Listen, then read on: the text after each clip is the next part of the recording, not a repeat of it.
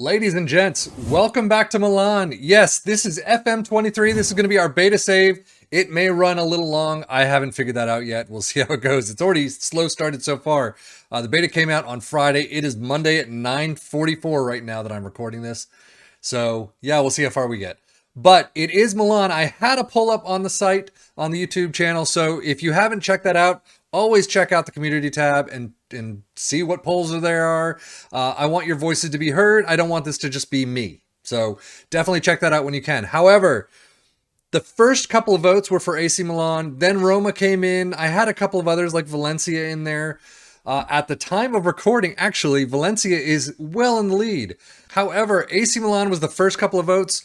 And someone has already started a Valencia save, and I kind of don't want to do what others have done, especially in the beta period. So AC Milan it is. That's why I kind of chose them over Roma, simply because AC Milan had the first couple of votes. So we'll see when we get back to Roma, maybe next year. However, AC Milan, as you can see, today we do have a match against Inter, but right now I kind of want to get into the team and show you the tactics and thereabouts. And some of the new things that FM has to throw at us. So right now, AC Milan squad, I don't think they're ready to win the Premier League, the Serie A again. So I'm gonna have to figure out that section. We have a very big squad right now. I've got to throw out some players. I don't know who is my problem.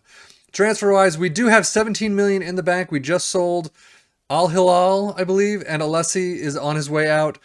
13,000 in the payroll though. Not much. I'm going to have to sell some players or transfer a whole bunch into payroll. And then, I mean, even that's not going to help all that much. But for right now, let's take a look at the squad. I'm obviously not going to go through all these players, but the ones that I know, is it Magnan? He is our first choice goalkeeper. Unfortunately injured. Only a couple of days, I think. You're not even showing. I don't care. Show me the injured. Return to fitness in 2 days. He cut his hand. Didn't even play in the game that he got injured around. That was fun.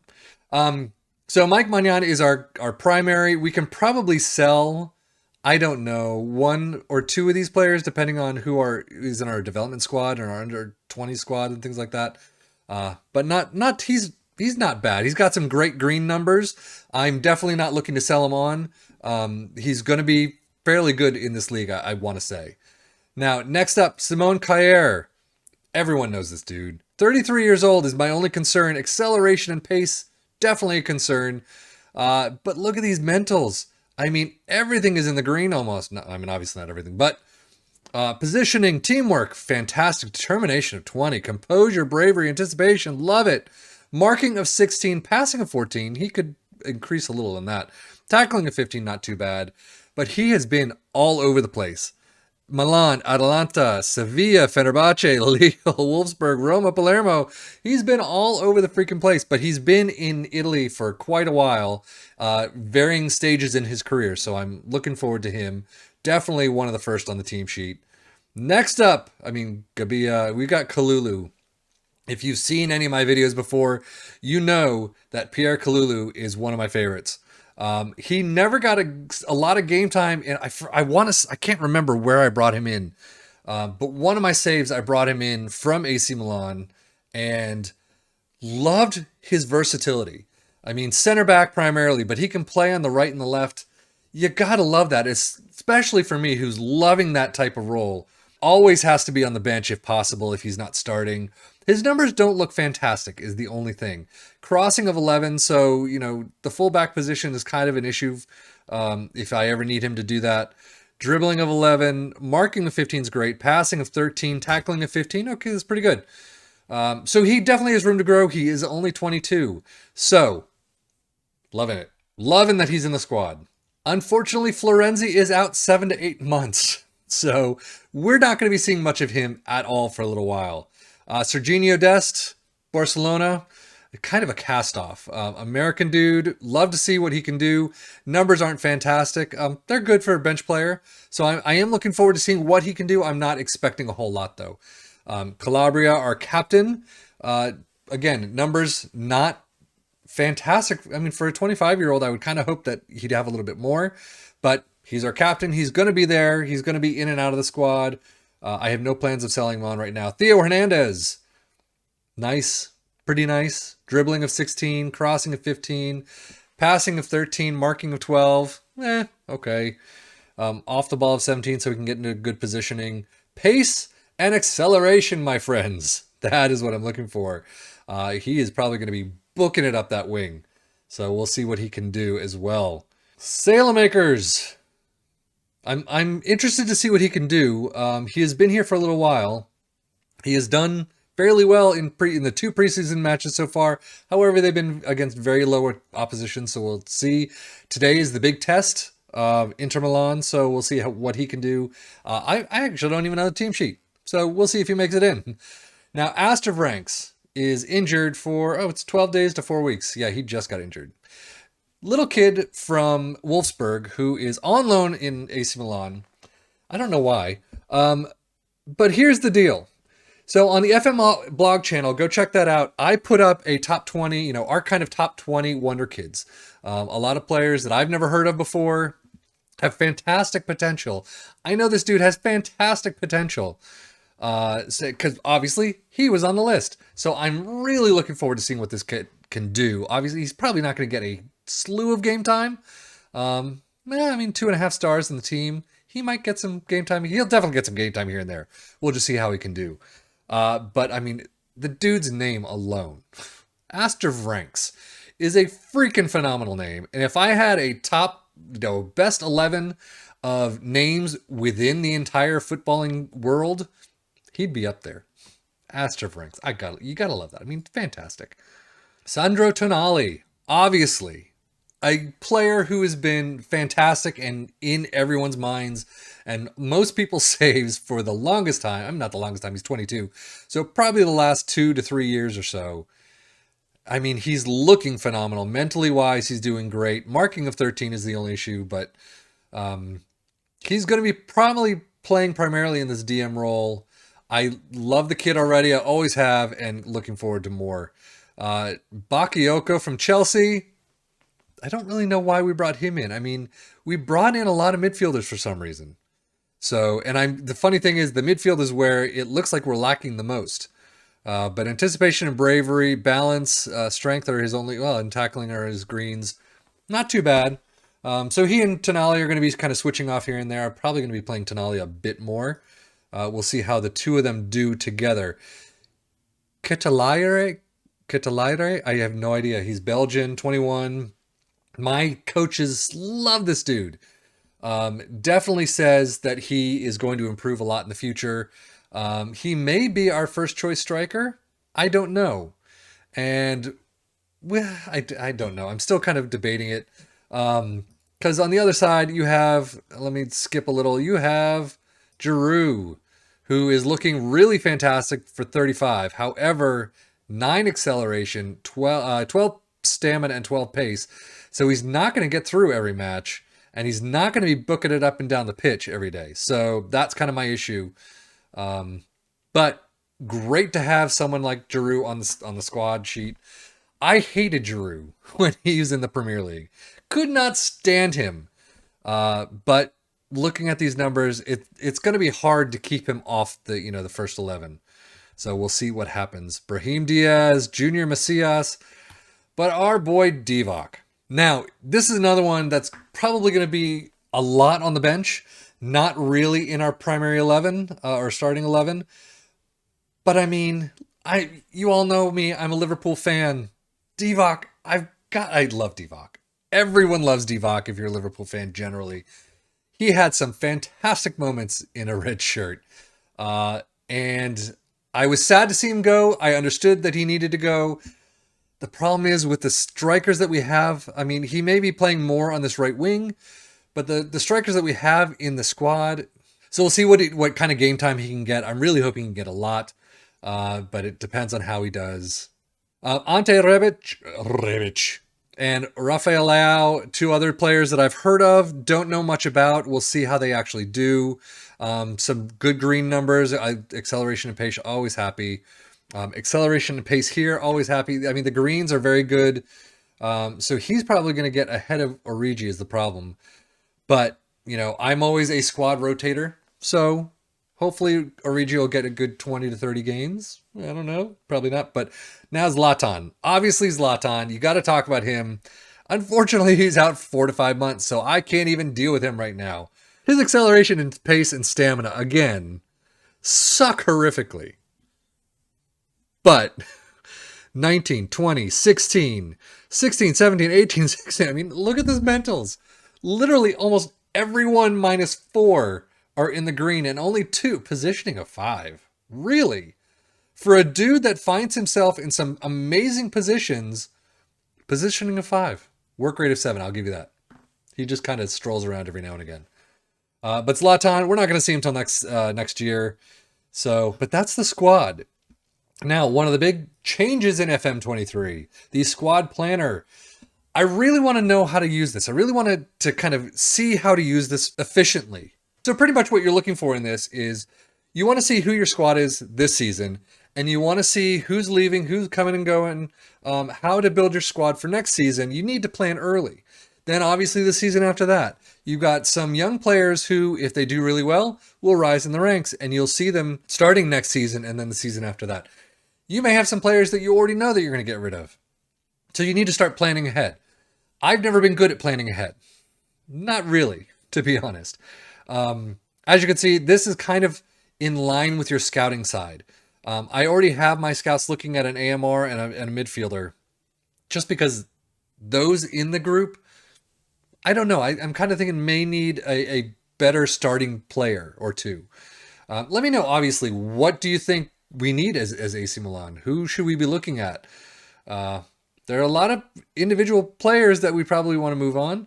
I still haven't figured that out yet, and we need money. So those are kind of the big kickers right now.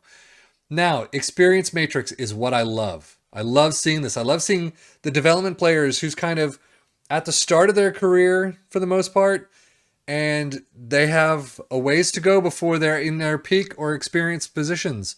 Emerging players like Kalulu, who have been on the team sheet, before, but they're still growing, and you still want to see them get to their peak. You have your peak players like Florenzi, Macias, Origi, Rebic, and as you can see, peak for Origi, he's not going to grow very much from here, if at all. So things after this point are going to start going downhill.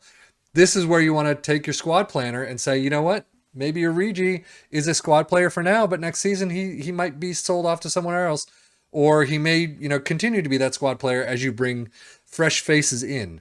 Obviously, experience. You got Simon Kjaer, you got Zlatan, Olivier Giroud. I did not realize Morante was 39 years old. Damn. And then this dude is our kind of backup keeper, 36. He's probably going to be leaving. Apparently, he's wanted. Who's he wanted by? Al Jazeera. If he's not leaving this time around, I have no plans of selling him, but he will be leaving in the summer because he's already told me that he wants to see his options, shall we say. But it's interesting, and this is where your team depth, your depth sheet comes in, at least to a degree. I haven't found where the full team depth sheet is.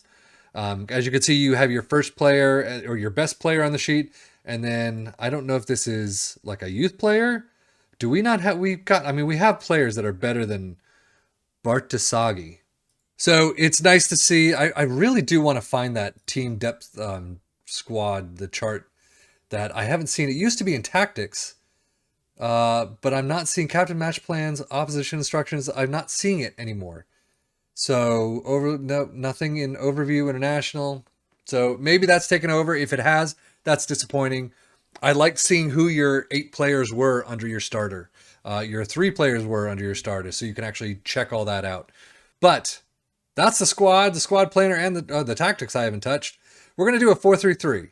That's what we're going to start off with. I've seen some videos just in seeing some FM stuff, and I've seen some players. People love the Mazzala. People love the inverted wingbacks. I don't think I've ever used inverted wingbacks, so I'm going to try it out and see what it's like. I have used Mazzalas. They've been pretty good. There's been other times that have been awful. I do not know how a Mazzala and a box-to-box are going to play together. I don't know what that's going to be like. We're going to try it out and see how it works. Let me know in the comments below if you think I'm just completely shit in the bed, if you want to see something else and what else would work. I've seen 2 Mazzalas together. I don't know. That might be a way to go. I like the winger. I like the inside forward, kind of working together as a pair. And so we'll see. That's what we're going to start with. I don't think this is the starting lineup that we're going to start with. We'll see what happens in that match coming up. And schedule-wise, just a couple friendlies. Won them all. Who cares about the Milan second 11? But Como, Cittadella, we beat them. Lower level teams. I don't even know where we are. Where are we playing? You don't even want to show me where we're playing. Obviously, we're in our little team camp. But Inter is going to be today. I'm going to play that right now. I'm probably going to play Juve and Roma next episode, just because it's Juve and Roma. Let's see how we do in the preseason, what happens. And then Napoli is going to be our episode 3, and hopefully that'll be this week, if not Monday. So let's get into it right now, shall we? So I think this is the team sheet that we have coming out against Inter right now. I played a little with it. I'm not really sure who a lot of these players are going to be, but Morante does come in there. This dude, Tata, I'm going to call him, I guess. Or should I call him just Shanu? As you can see, Magnan is still out, so he's unable to play. He's returning in 2 days. Come on, get up there. There are players like Kair who are on the bench. We'll have a strong second half, hopefully. But we'll see. So Hernandez, Kalulu, Tomori, and Dest in the back four. Pobega does come in instead of Tonali right now. Oddly and Tonali in the midfield. Origi is going to be moved over to the side. Giroud up top. Macias here. Who else? I've got a bunch of strikers. So we'll see what happens. We'll see what Inter throw at us and how it goes. I am enjoying this screen right here. So typically you'd have, I forgot what information would be on the central content area.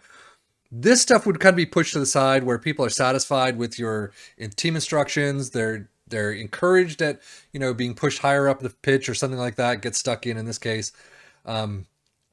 It's kind of nice. I am worried that it's going to be kind of one of those other things where previously they'd gone through the entire season with the exact same training and the same tactic, that we've been using the entire season, and they're still like, I don't really understand the tactic. It's like, I don't know why you don't understand the tactic. But hey, that's what happens in this game. It's not always the greatest.